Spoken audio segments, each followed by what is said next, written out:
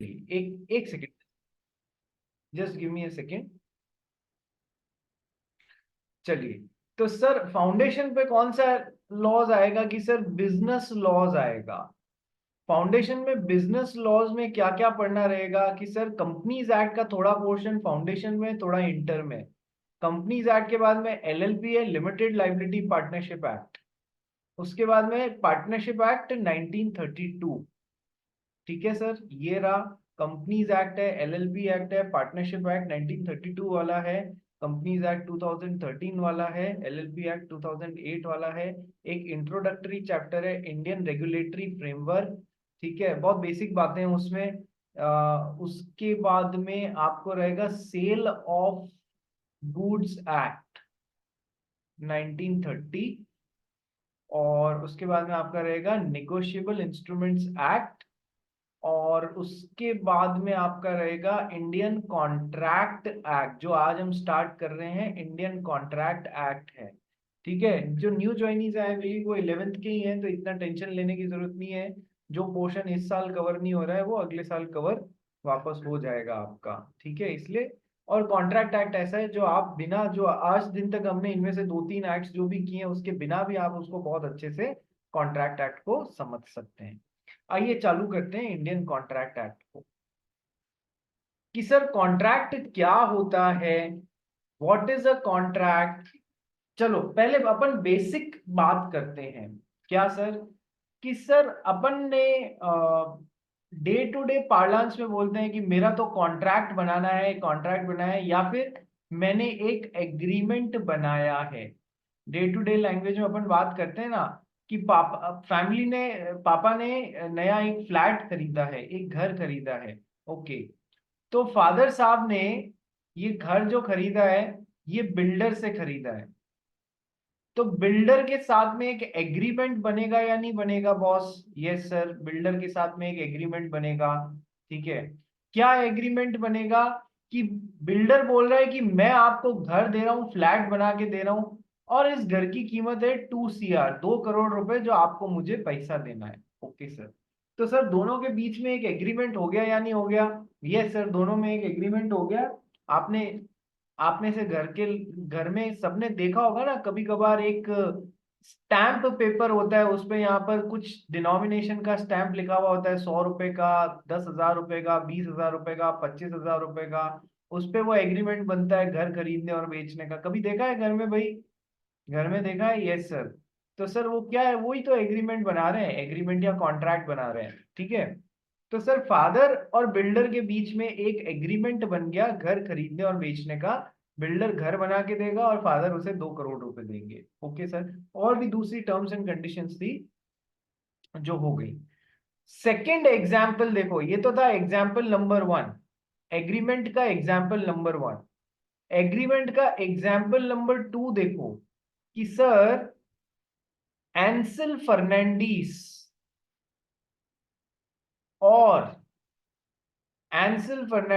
और मिदुश।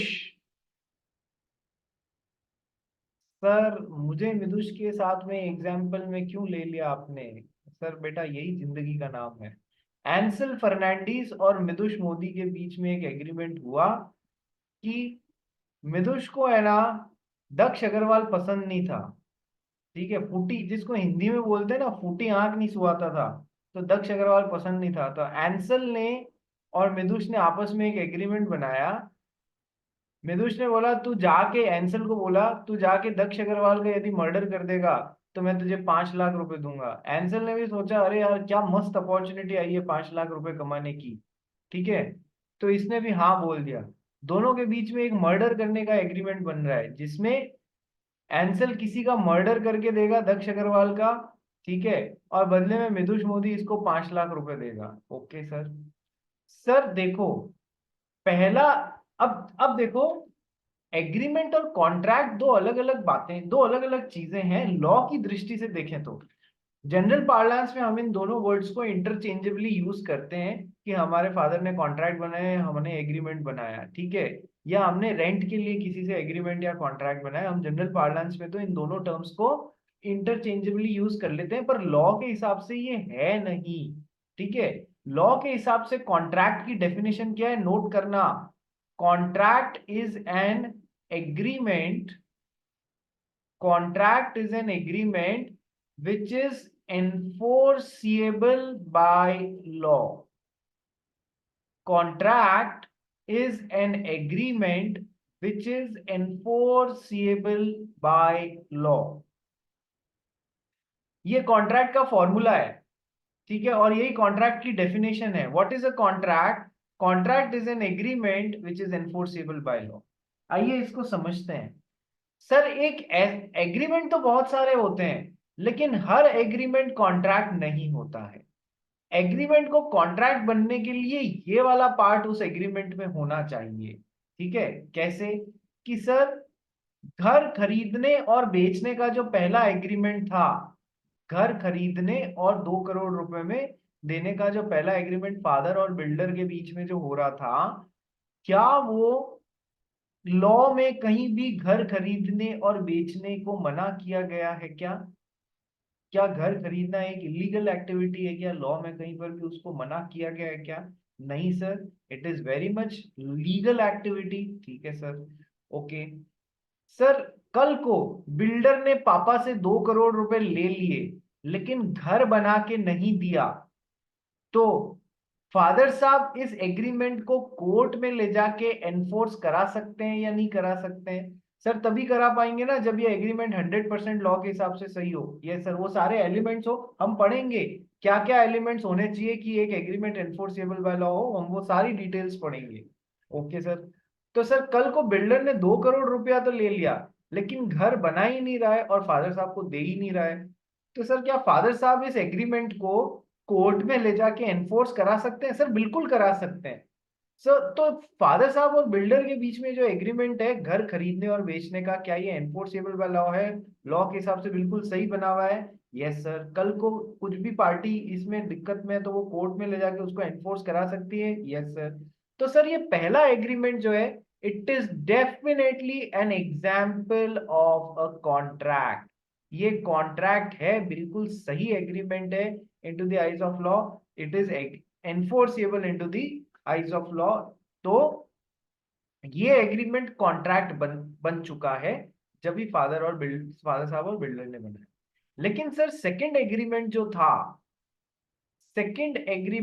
था, जो कि मिदुष मोदी और एंसिल फर्नांडीज के बीच में बना था किसी का मर्डर करने के लिए। सर एग्रीमेंट तो बन गया, तू मर्डर कर देना, मैं 5 लाख रुपए दे दूंगा, लेकिन क्या मर्डर करने वाला एग्रीमेंट लॉ के हिसाब से सही है? Is it enforceable by law? नहीं सर, मर्डर करने के लिए तो हमारे कानून रोकते हैं। तो सर एग्रीमेंट तो है लेकिन एनफोर्सेबल बाय लॉ या लीगली एनफोर्सेबल नहीं है। तो क्या ये एग्रीमेंट कॉन्ट्रैक्ट बन पाएगा? नहीं सर, ये कभी भी कॉन्ट्रैक्ट नहीं बन पाएगा। तो क्या मैं ऐसा बोल सकता हूं, all agreements are not contracts? All agreements are not contracts, क्या मैं ऐसा बोल सकता हूं रे? क्योंकि एग्रीमेंट कॉन्ट्रैक्ट तभी बनेगा जब वो एनफोर्सिएबल बाय लॉ होगा। यदि यहां पर ये वाला पार्ट मिसिंग हो जाता है तो वो एग्रीमेंट कॉन्ट्रैक्ट नहीं बन पाएगा। So can I say that all agreements are not contracts? Can I say that? Yes sir। ऐसे एग्रीमेंट जो ये वाला पॉइंट भी पूरा करेंगे वो दोनों मिलके फिर ही कॉन्ट्रैक्ट बन पाएगा। All agreements are not contracts. Murder करने का, किडनैपिंग करने का, किसी को बीटिंग करने का, ये सब एग्रीमेंट्स कॉन्ट्रैक्ट्स नहीं होते हैं। और भी वैरायटी बताऊंगा, ये जस्ट इंट्रोडक्टरी पार्ट है। And can I say that all contracts are agreements? Sir वो कॉन्ट्रैक्ट तो कॉन्ट्रैक्ट तभी बनेगा जब उसमें एग्रीमेंट वाला पोर्शन होगा। तो yes sir, all contracts are definitely agreements. तो इसके पहले जोड़ो, all contracts are agreements. All contracts are definitely agreements. सारे कॉन्ट्रैक्ट्स तो एग्रीमेंट होते हैं क्योंकि कॉन्ट्रैक्ट का तो फॉर्मूला ही है, contract is an agreement which is enforceable by law. ठीक है, तो सर कॉन्ट्रैक्ट तो बनेगा ही तब जो वो एक एग्रीमेंट का एग्रीमेंट उसमें होगा, एग्रीमेंट का एलिमेंट उसमें होगा।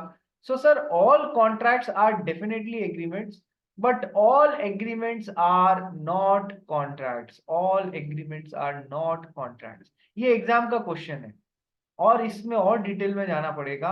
All contracts are agreements but all agreements are not contracts, explain. ये एग्जाम का क्वेश्चन है। हृदय जी समझ में आया या नहीं आया? हाँ सर आया। ठीक है, नहीं आया तो रोक के या जब कभी मैं पॉज लूं तो पूछ लेना, शर्म मत करना। सेम फॉर स्विया। और एक बच्ची आज एक और ज्वाइन करी ना, किसने ज्वाइन किया भाई, किसने ज्वाइन किया? Sir Priya. Shreya Biyani. Biyani ji 1 minute video on करो ना, वीडियो ऑन सर रखो। मैं नहीं कर सकती। Makeup Ardern. सर मैं नहीं कर सकती क्योंकि मैं आज ये किया था, दांत निकाला था, तो एक साइड पूरा ये सुनना है, तो फिर फेस बहुत अजीब लग रहा है। आप चिंता मत कीजिए, हम हंसेंगे नहीं आप पे। ठीक है, करना चाहें तो कर लीजिए, चलिए। सर भले मुझे अजीब ओके लगता है। Okay okay, no problem no problem. चलिए, तो all contracts are agreements but all agreements are not contracts. ये तो अपन ने पहली चीज कर ली। दूसरी चीज अपन ने समझी कि सर कॉन्ट्रैक्ट्स और एग्रीमेंट्स दो अलग अलग वर्ड हैं। डे टू डे भाषा में बोल देना हाँ रेंट एग्रीमेंट बना के ला रहा हूँ, एक्चुअल में वो एग्रीमेंट कॉन्ट्रैक्ट होना चाहिए ना रे, तभी तो कोर्ट में एनफोर्स होगा। कल को लैंडलॉर्ड ने वो जो किराएदार होता है, टीनेंट होता है, उसको मान लो 11 महीने का कॉन्ट्रैक्ट बनाया रेंटल का, 7वें महीने में इसको लात मार के टेनेंट को बाहर निकाल दिया, तो इसके साथ गलत कर रहा है ना, तो टेनेंट कोर्ट में जाके अपना ये एग्रीमेंट या कॉन्ट्रैक्ट एनफोर्स कराएगा या नहीं कराएगा? यस सर कराएगा। ठीक है। अच्छा, टेनेंट पैसे नहीं दे रहा है या मकान खाली नहीं कर रहा है तो लैंडलॉर्ड इसके अगेंस्ट केस करेगा ना? हाँ सर, तो ये सब कॉन्ट्रैक्ट ढंग से बना हुआ होगा तभी तो कर पाएंगे। ठीक है, ये तो हो गई बेसिक बात, दो बातें अपन ने सीखी। तीसरी बात आइए चालू करते हैं अपन कि सर एक कॉन्ट्रैक्ट या एग्रीमेंट मतलब बनता कैसे है। प्रोसेस स्टार्ट करते हैं, कंपोनेंट समझते हैं कि कॉन्ट्रैक्ट बनने की प्रोसेस क्या होती है। ठीक है, आइए चालू करते हैं नीचे से। ये एक मैं एक चार्ट या एक ट्री बना रहा हूं, वो आप लोग नोट करते जाएंगे साथ में, और अगले दिन उसको फेयर आउट करके मेरे को, नए स्टूडेंट समझना, जो भी आप लोग फेयर आउट करते हैं उसका मेरे को पीडीएफ फाइल बना के भेजना, ये दिखाने को कि मतलब हाँ आपको समझ में आ गया है। कोई डाउट हो तो पूछना, अपने ग्रुप पे भेजोगे, पर्सनली मत भेजना मेरे को, लॉ के ग्रुप में। ठीक है, कॉन्ट्रैक्ट बनता कैसे, आओ प्रोसेस समझते हैं। प्रोसेस स्टार्ट होती है जब एक बंदा दूसरे को ऑफर देता है, जब एक बंदा दूसरे को ऑफर देता है। फॉर एग्जाम्पल श्रेया बियानी ने डॉक्टर साहब को ऑफर दिया, डेंटिस्ट को ऑफर दिया, क्या तुम मेरे दांतों का ऑपरेशन 10,000 रुपए में करोगे, ये प्रॉब्लम है, क्या तुम मेरे दांतों का ऑपरेशन 10,000 रुपए में करोगे? तो डेंटिस्ट को भी समझ में आ गया, हाँ चलो यार सौदा बुरा नहीं है, उसने भी ओके बोल दिया, तो ठीक है सर। तो प्रोसेस कॉन्ट्रैक्ट बनने की स्टार्ट कहां से हुई? जब एक पार्टी दूसरी पार्टी को ऑफर देती है, तब प्रोसेस स्टार्ट होती है सर। अच्छा, एक पार्टी ने दूसरी पार्टी को ऑफर दी, यदि उस ऑफर को एक्सेप्ट किया जाएगा तब कहानी आगे बढ़ेगी। जैसे कि मिस्टर एक्स ने मिस्टर वाई को ऑफर दिया, क्या आप अपनी मोटरसाइकिल मेरे को 40,000 रुपीज में बेचेंगे क्या? तो इसको ऑफर है, मिस्टर वाई को ऑफर है, ये चाहे तो एक्सेप्ट कर सकता है उस ऑफर को, हाँ यार ऑफर अच्छा है चलो मैं एक्सेप्टेड। ये चाहे तो उसको रिजेक्ट भी कर सकता है, रिजेक्टेड, नहीं मेरे को नहीं बेचनी भाई, तू मेरी मोटरसाइकिल खरीद लेगा तो मैं साइकिल, तो मैं क्या साइकिल पे ऑफिस जाऊंगा या फिर मैं साइकिल पे कॉलेज जाऊंगा क्या? नहीं। तो ऑफर के साथ में दो बातें हो सकती है, ऑफर या तो एक्सेप्ट हो सकता है या फिर रिजेक्ट हो सकता है। यदि रिजेक्ट हो गया तो कहानी वहीं खत्म हो गई, कोई कॉन्ट्रैक्ट नहीं बनेगा, कोई एग्रीमेंट नहीं बनेगा। Is it clear? Yes sir. तो कहानी आगे कैसे बढ़ेगी? जब ऑफर का एक्सेप्टेंस होएगा तब कहानी आगे बढ़ेगी। एंसल फर्नांडिस कहां चला गया? इधर ही हूँ सर। ऑफर को, एंसल वीडियो ऑन करना है यार। ऑफर को लॉ की भाषा में प्रपोजल भी बोलते हैं। ऑफर को लॉ की भाषा में, एक्चुअल वर्ड तो इंडियन कॉन्ट्रैक्ट एक्ट में वर्ड ऑफर के लिए वर्ड क्या यूज लिया जाता है? प्रपोजल। पर हम डे टू डे भाषा में इसको क्या बना दिए? ऑफर या प्रपोजल, दोनों वर्ड इंटरचेंजेबली अपन यूज कर लेते हैं, कोई प्रॉब्लम नहीं। तो एंसल फर्नांडिस, तूने कभी किसी को प्रपोजल दिया है, प्रपोज किया है? तो यार गलत मीनिंग में क्यों ले रहा है? मैं तो कोई ऑफर देने के लिए बोल रहा नहीं हूँ, क्या सर। मेरी साइकिल, क्या मेरी बाइक। हाँ। नहीं सर। नहीं सर, मैं सब समझ रहा हूँ आप किस डायरेक्शन में मुझसे पूछ रहे हैं। ठीक है, चलो आ जाओ, आ जाओ, आ जाओ, आ जाओ, चलो। तो सर ऑफर को प्रपोजल भी बोला जाता है। प्रोसेस यहां से स्टार्ट होती है। सेकंड स्टेप होता है कि हाँ, यदि उस ऑफर को, जिसको ऑफर दिया गया है, उसने एक्सेप्ट किया, एक्सेप्टेंस दिया, तो कहानी आगे बढ़ी। तो चलो सर, और आगे कहानी बढ़ाता हूं मैं। Offer plus acceptance. देखना, ऑफर प्लस, ऑफर का जब एक्सेप्टेंस आ जाता है तो वो बनता है प्रॉमिस। मैं जो करा रहा हूं ना, ये अगले 2 महीने काम आने वाला है आपके, 2 से 3 महीने ये चार्ट काम आएगा जो आप अभी बना रहे हैं मेरे साथ में, इसलिए पूरा दिल लगा के समझना इसको। ठीक है? तो ऑफर का जब एक्सेप्टेंस आ जाता है तो सर वो क्या बनता है? प्रॉमिस या फिर सेट ऑफ प्रोमिसेस। चलो, अब 2-3 नई बातें समझाता हूं। अभी तक अपन ने क्या क्या समझा हुआ है, देखो नीचे लिखते हुए चलते हैं। अभी तक अपन ने ये समझा है sir, all contracts are agreements, but all agreements are not contracts. ये पहली बात समझ ली। दूसरा अपन ने समझ लिया कॉन्ट्रैक्ट की definition, contract is an agreement which is enforceable by law.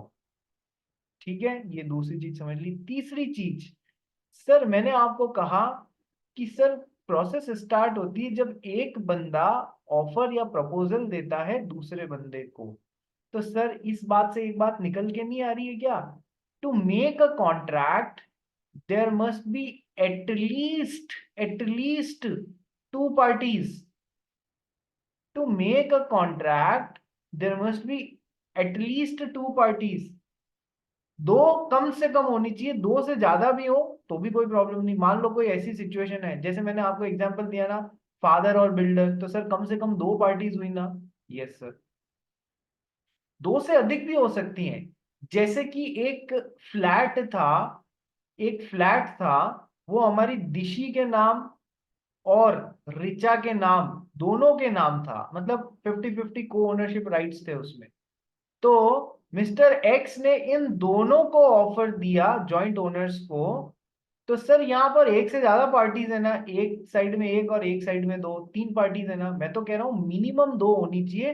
देखो मैंने वर्ड क्या यूज लिया है, there must be at least 2 parties। There can be more than 2, but at least a person can not give offer to himself. क्या एक आदमी खुद को ही ऑफर देता है क्या? नहीं सर। तब ऑफर दूसरे व्यक्ति को दिया जाता है, तब कॉन्ट्रैक्ट बनने की प्रोसेस चालू होती है। काबरा जी क्या हो गया? एंसल के गुण आप में आ गए क्या? नहीं नहीं सर, ऐसा कुछ नहीं है। चलिए, कविश देसाई, देवांश, दक्ष अग्रवाल, सुहान गोयल, एक तो वीडियो ऑन करो, बार बार क्यों कहलवा रहे हो? और दूसरा, पढ़ाई पे ध्यान देना भाई सब जने। So make a contract there must be at least 2 parties। चलिए, फिर मैंने आपको कहा कि सर जब ऑफर का एक्सेप्टेंस आ जाता है तो वो या तो प्रॉमिस या सेट ऑफ प्रोमिसेस, कुछ भी बोल लो, वो बन जाता है। आइए इस बात को समझते हैं, प्रॉमिस वर्ड को समझते हैं। आ जाओ भैया।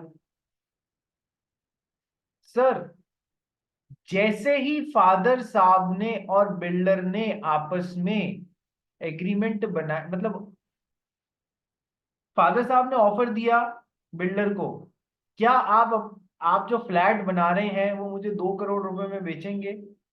बिल्डर ने कहा yes I will, I accept it. तो ऑफर आ गया, एक्सेप्टेंस आ गया। ऑफर फादर ने दिया, एक्सेप्टेंस बिल्डर ने किया। किसी भी तरीके से कहानी आगे बढ़ा लो। तो सर जैसे ही ऑफर का एक्सेप्टेंस आया, सर एक प्रॉमिस फादर से बिल्डर को हो गया कि मैं आपको 2 करोड़ रुपए दूंगा, और एक प्रॉमिस बिल्डर से फादर को चला गया कि मैं आपको घर या फ्लैट बना के दूंगा। तो sir offer plus acceptance promise या सेट ऑफ प्रोमिसेस कैसे बनते हैं, ये समझ में आ गया आपको? क्लियर हो गया? ये भी वादा कर रहे हैं, पहली पार्टी भी वादा कर रही है मैं आपको कुछ दूंगा, और दूसरी पार्टी भी प्रॉमिस कर रही है कि मैं आपको घर बना के दूंगा। पहली पार्टी भी वादा कर रही है मैं आपको 2 करोड़ रुपए दूंगा। समझ में आया प्रॉमिस या सेट ऑफ प्रोमिसेस कैसे? Offer plus acceptance makes promise और सेट ऑफ प्रोमिसेस। प्रॉमिस में जब कंसिडरेशन का एलिमेंट आके जुड़ जाता है,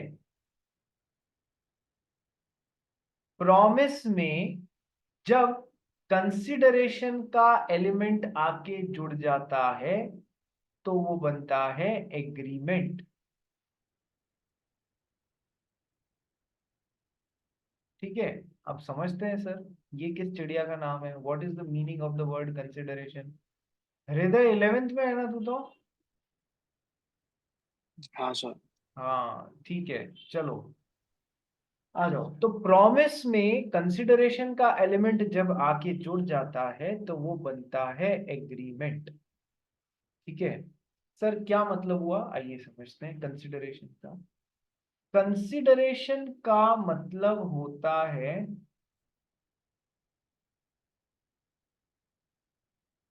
something in return, something in return. बचपन में दोस्तों से या अभी भी दोस्तों से बात करते हैं तो बोलता है वो तेरी ड्रेस देगा क्या मेरे को? विदुष मोदी बोलता है अपने फ्रेंड दक्ष अग्रवाल को कि भाई तेरी ड्रेस देगा क्या, मेरे को पार्टी में जाना है। तो दक्ष अग्रवाल बोलता है कि दे तो दूंगा, बदले में मुझे क्या देगा? ठीक है, कि बदले में मुझे तेरा ये चाहिए, तेरा ये इम्पोर्टेड पेन चाहिए या ये चाहिए जो भी चाहिए। तो समथिंग इन रिटर्न, इस हाथ दे इस हाथ ले वाली बात करते हैं ना। Yes sir. तो कंसिडरेशन का मतलब होता है समथिंग इन रिटर्न। चूंकि फादर साहब ने बिल्डर को 2 करोड़ रुपए देने का वादा किया है तो उनको समथिंग इन रिटर्न मिलना चाहिए। उनको क्या मिल रहा है समथिंग इन रिटर्न? उनको क्या मिल रहा है समथिंग इन रिटर्न? सर उनको मिल रहा है फ्लैट या घर, है ना? और चूंकि बिल्डर ने फादर साहब को घर बना के देने का वादा किया है तो सर उन बिल्डर को भी तो समथिंग इन रिटर्न मिलना चाहिए। तो सर उसको मिल रहा है 2 करोड़ रुपए। ठीक है, he is getting the consideration that is something in return. तो आप कॉन्ट्रैक्ट में सामने वाली पार्टी के लिए यदि कुछ कर रहे हैं, प्रॉमिस कर रहे हैं या कुछ एक्चुअल में कर रहे हैं, तो आपको कुछ कंसिडरेशन बदले में मिलना चाहिए। That consideration, that is something in return, is known as consideration. और सामने वाला पार्टी भी आपके लिए कुछ कर रहा है तो उसको भी बदले में कुछ मिलना चाहिए, कुछ कंसिडरेशन मिलना चाहिए, समथिंग इन रिटर्न मिलना चाहिए। आप पैसे दे रहे हो तो आपको समथिंग इन रिटर्न फ्लैट मिलना चाहिए, आप फ्लैट दे रहे हो तो आपको कंसिडरेशन बदले में पैसा मिलना चाहिए। क्या कंसिडरेशन वर्ड का मतलब समझ में आया? कंसिडरेशन के नीचे चाहो तो लिख लो समथिंग इन रिटर्न, क्योंकि आप कुछ कर रहे हो तो बदले में आपको कुछ मिलना चाहिए, समथिंग इन रिटर्न। यहां तक की कहानी पूरी समझ में आ गई? Yes sir. तो जब एक पार्टी ने दूसरी को ऑफर दिया, दूसरी उसको एक्सेप्ट या रिजेक्ट कर सकती है। एक्सेप्ट किया तो कहानी आगे बढ़ेगी कॉन्ट्रैक्ट की तरफ। Sir offer plus acceptance makes promise और सेट ऑफ प्रोमिसेस। बता दिया, मैं आपको कुछ दे रहा हूं और वो आप भी बदले में मुझे कुछ दे रहे हैं, तो सेट ऑफ प्रोमिसेस। सर मैं आपको कुछ दे रहा हूं तो मुझे भी बदले में कॉन्ट्रैक्ट में कुछ मिलना चाहिए, आप मुझे कुछ दे रहे हैं तो आपको भी बदले में कुछ मिलना चाहिए। ठीक है, तो that is consideration. Sir promise में जब कंसिडरेशन का एलिमेंट आके जुड़ जाता है तो वो बन जाता है एग्रीमेंट। यस, क्लियर हुआ?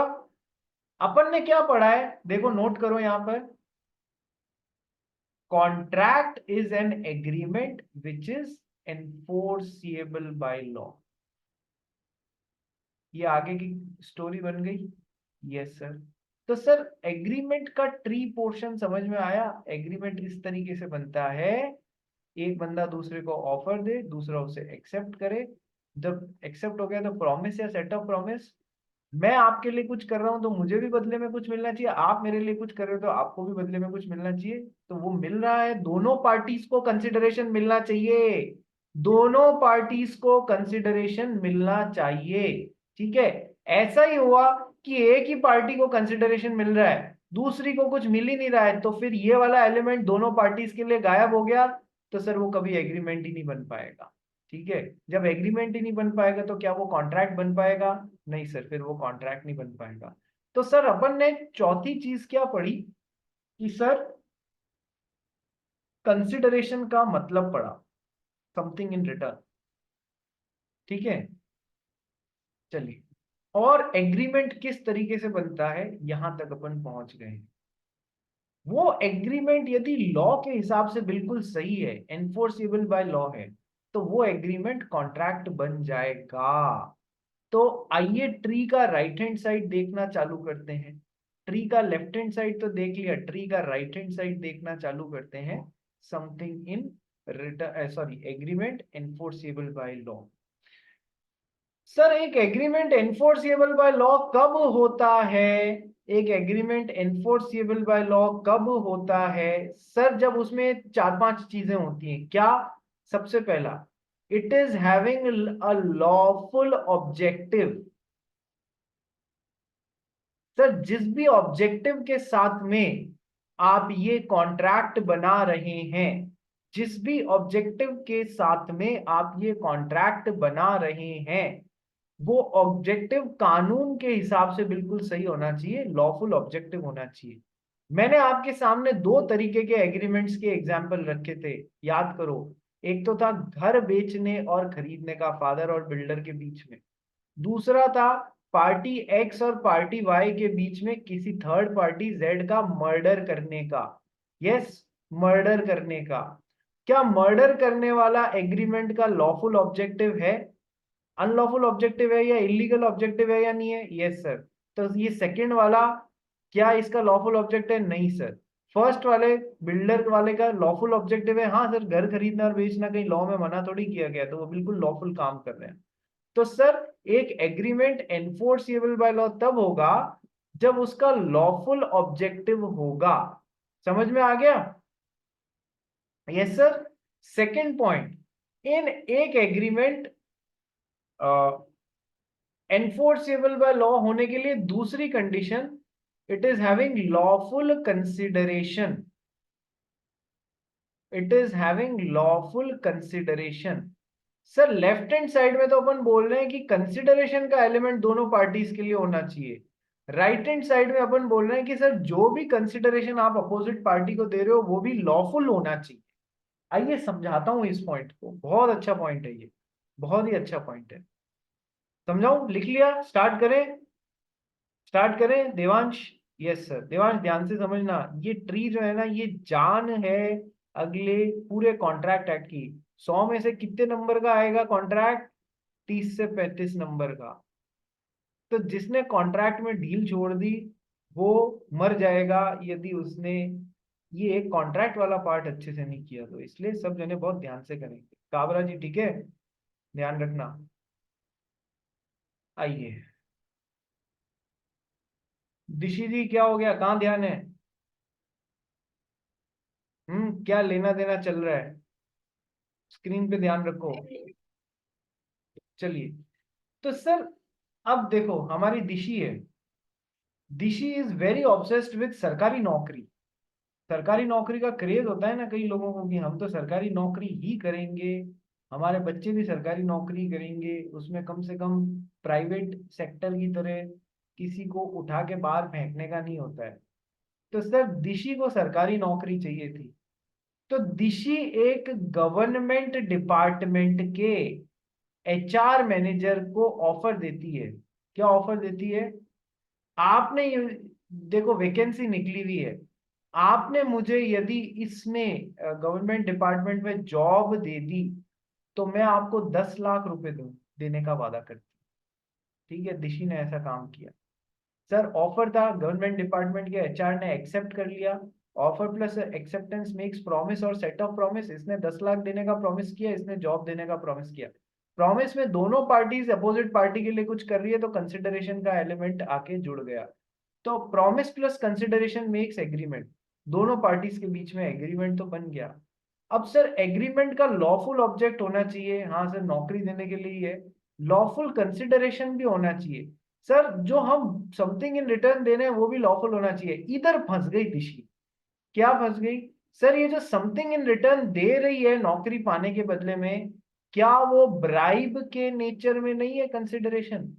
क्या वो ब्राइब के नेचर में नहीं है? हाँ सर। तो क्या वो लॉफुल कंसिडरेशन हुआ? नहीं सर, क्योंकि ब्राइब लेना और देना मना है हमारे कानून में। तो सर ये लॉफुल कंसिडरेशन नहीं हुआ। एग्जाम्पल समझ आ गया? एग्जाम्पल समझ आ गया? Yes sir. तो हम बोलते हैं एक agreement is enforceable by law if it is having lawful object, it is having lawful consideration. Second point समझ में आ गया ना सबको? बोलो यस और नो, लॉफुल कंसिडरेशन। मिदोष, स्विया, राघव, दिशी, तेरा एग्जाम्पल है, आ गया सर। तेरे को मरते दम तक ये याद रहेगा। एग्जाम में खटका आएगा यदि लॉफुल कंसिडरेशन का क्वेश्चन आ जाता है तो। ठीक है ऋचा जी, समझ आ गया आपको? ठीक है कविश, चलो एक काम करो, सेम लिंक, टाइम खत्म हो रहा है मीटिंग का, सेम लिंक पे सब जने वापस रिज्वाइन करो, इमीडिएटली रिज्वाइन करो, चलो जल्दी से।